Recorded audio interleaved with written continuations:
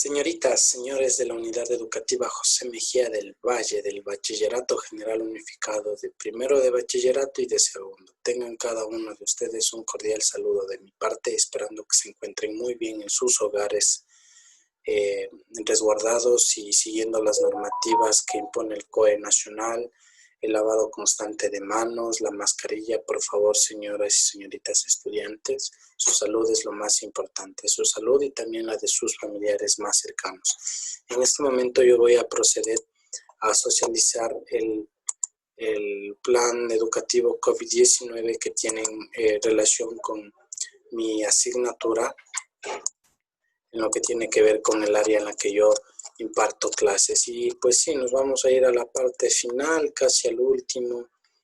Vamos a buscarle en la parte del último del plan COVID-19 las actividades que ustedes deben realizar. Nos vamos a ir a la página número 18, donde dice anexos, actividades recreativas para el buen uso del tiempo libre. Déjenme ver si hay algo acá, tal vez en mi área. Actividades recreativas para el buen uso del tiempo libre, dice. Vamos leyendo entonces desde aquí las actividades que ustedes deben realizar. Dicen los tiempos y espacios libres. Puedes realizar las siguientes actividades. Vamos a ver esto un poquito más acá.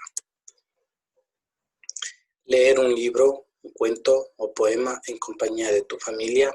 Puede ser un libro que tengas en casa o unos acápites de lectura incluidos al final de tus textos escolares. Si tienes conexión a internet, puedes ingresar al siguiente enlace que encontrarás varias actividades para complementar tu aprendizaje. Por ejemplo, puedes ponerte al día en las clases de física y química con el profe youtuber.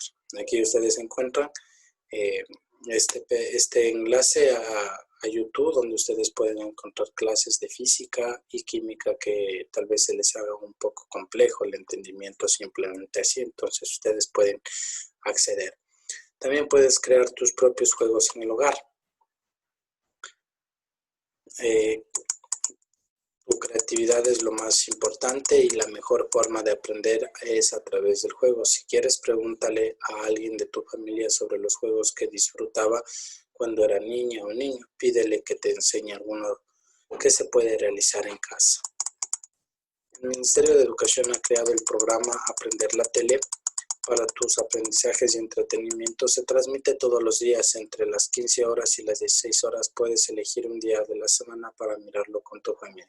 Bueno, deberíamos ver si es que sigue a estas horas, porque al parecer cambiaron a las 10 de la mañana o 11, si no me equivoco. Bueno, ahí ustedes deberían investigar. O caso contrario, si yo también ya tengo conocimiento, yo les avisaré de qué días ya es, a qué hora están ya transmitiendo. Como anexo incluimos 3 actividades que puedes realizar con tu familia en cualquier momento de la semana.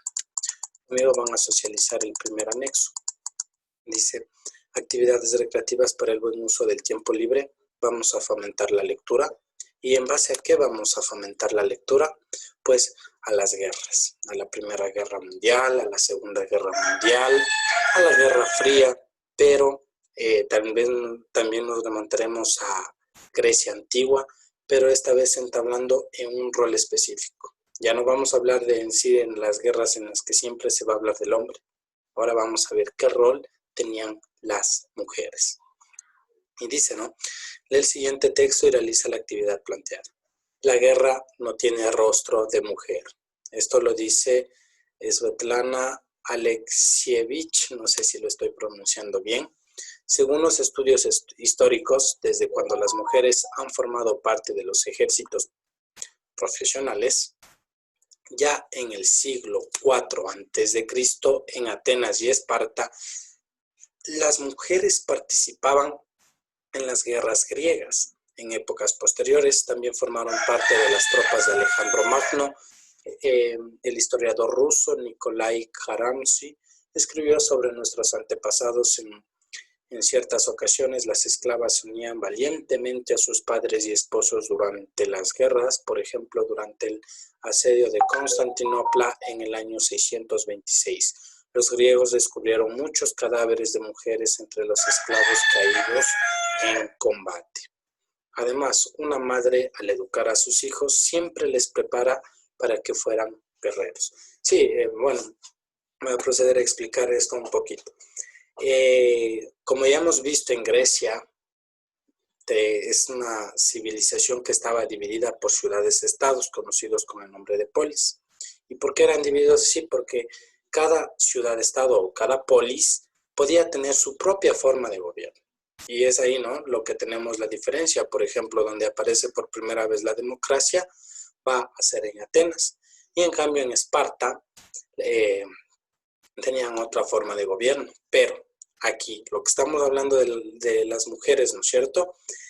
Básicamente, en Esparta, los niños desde que nacían eran ya preparados por sus propias madres para enseñarles a luchar, defensa personal, porque llegaba a una edad y ya no le pertenecía al hogar, le pertenecía ya al ejército espartano, y entonces los hombres espartanos tenían que hacer una serie de supervivencias para llegar a formar parte de los guerreros espartanos.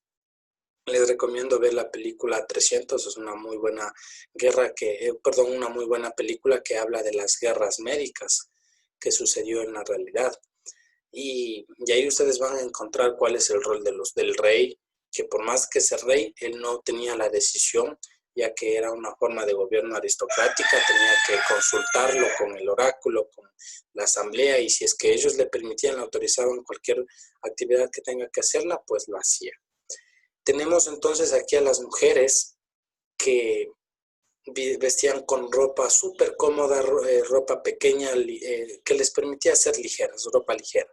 Y que eso lo criticaban el resto de polis, diciendo que como que de alguna manera ellas se exhibían, como ya provocando, pero no era eso. Ellas se vestían así con ropa cómoda para enseñarles a sus hijos sobre defensa personal, para que ya ellos también se preparen y cuando ya no le pertenezca al hogar, sino a la milicia espartana, ya el niño ya tenga conocimientos, bases de conocimientos. Entonces, miren, desde ahí las mujeres ya formaban parte de las guerras, por decirlo así. Ellas ya les preparaban para las guerras a sus hijos. Y también en Esparta mismo se dice que en las guerras médicas ellas también salieron a combatir a los eternos enemigos de los griegos. Entonces, la mujer también sí tiene un rol importante. Lamentablemente no es como destacado, como que no les han destacado. En el caso mismo de Atenas, cuando ya forman la forma de gobierno democrática por el general y político Pericles, se dice que su novia, su mujer, su esposa, es la que le ayudaba preparando los discursos, esos discursos emotivos que él tenía para luchar, para unir a la gente. Era un gran orador, por decirlo así, pero se dice que inclusive los discursos la hacía su mujer Aspasia de Mileto. Y vamos a ver ahora qué pasa ya en la Edad Moderna. La primera vez fue en Inglaterra entre 1560 y 1650. Fue entonces cuando se comenzaron a organizar hospitales donde servían las mujeres. ¿Qué pasó en el siglo XX? A principios del siglo, en la Primera Guerra Mundial, en Inglaterra, las mujeres fueron admitidas en las Reales Fuerzas Aéreas, entonces conformaron el Cuerpo Auxiliar Femenino y la Sección Femenina de Transporte. En total, 100.000 efectivos en Rusia, Alemania y Francia. También hubo muchas mujeres sirviendo en hospitales, en militares y trenes. Pero fue durante la Segunda Guerra Mundial cuando el mundo presenció el auténtico fenómeno femenino. Las mujeres sirvieron en las Fuerzas Armadas de varios países, en el ejército inglés 225.000 y en el estadounidense entre 400 y 1.500.000, entre 400.000 y 500.000, en Alemania 500.000. Ya ellas ayudan, ¿no? Ayudan a combatir por el propósito de su gobierno, tanto en la Primera Guerra Mundial y más masiva en la Segunda Guerra Mundial, que se inició en el año de 1940 a 1944. Y la Primera Guerra Mundial se la dio de 1914 a 1918 aproximadamente. En el ejército soviético hubo cerca de 1 millón de mujeres. Dominaban todas las especialidades militares, incluso las masculinas. Incluso llegó a surgir cierto problema lingüístico. Hasta entonces las palabras conductor de carro, de combate, infante o tirador no existía el género femenino, puesto que nunca antes las mujeres se habían encargado de estas tareas. El femenino de estas palabras nació allí mismo en la guerra. Esta es la fuente de la ya antes mencionada, publicado en el 2015, La guerra no tiene rostro de mujer, en Barcelona. Ahora vamos a ver, dice, actividad, emociones y palabras.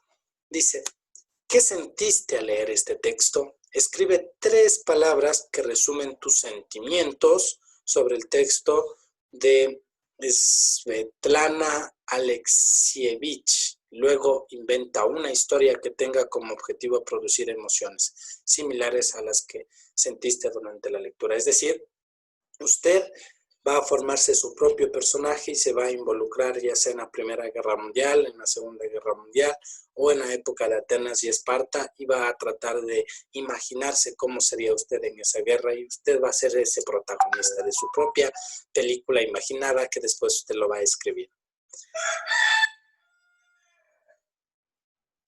Dice, aunque los personajes y las situaciones y los escenarios sean distintos, usted invéntese, usted es libre de su imaginación. Lo importante es que usted practique y se dé importancia a su imaginación.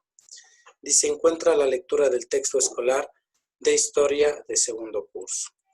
De ahí dice, tenemos como segundo punto, creación de personajes.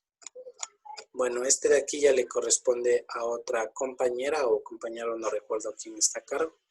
Y ahí como el tercer punto tienen ensalada de quinoa. Bueno, esta es la actividad que ustedes deben realizar, ¿no? Para el día viernes deben realizar, incluir a su portafolio estudiantil, a su portafolio en el que de posterior debe presentar. Espero que hayan tenido una linda semana. Si tienen alguna inquietud, no duden en consultarme y recuerden que esta actividad es para que presenten el día viernes, si no me equivoco, 5 de junio.